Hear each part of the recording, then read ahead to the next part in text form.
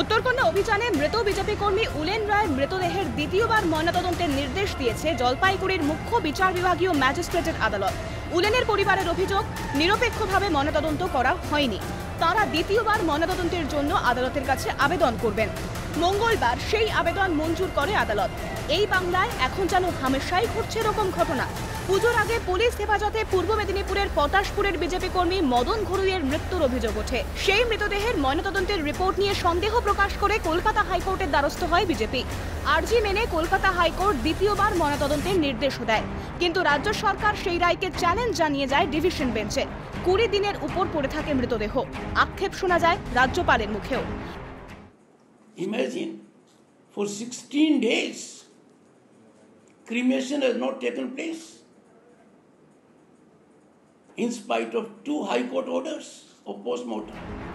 শেষ পর্যন্ত আদালতের ফের নির্দেশে আবার ময়নাতদন্ত হয় মদন ঘড়ুইয়ের দেহের। কিছুদিন আগে এরকম ঘটনার সাক্ষী থেকেছে রায়গঞ্জ।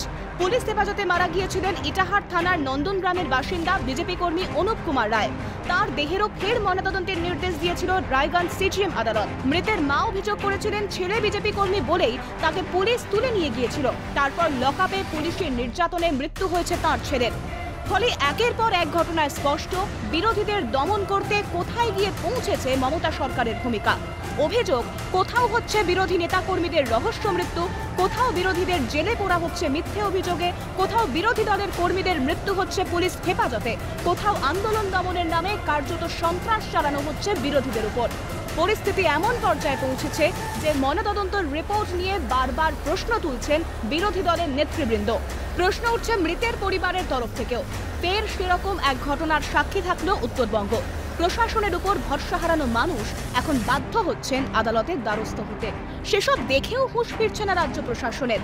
উত্তরকন্যা অভিযানে অশান্তি ছড়ানো, পুলিশকে কাজে বাধা দেওয়া, হিংসা ছড়ানোর অভিযোগে শিলিগুড়ি থানায় এফআইআর করা হয়েছে কৈলাস বিজয়বর্গীয়, দিলীপ ঘোষ, সৌমিত্র খাঁ সহ একাধিক বিজেপি নেতার নামে।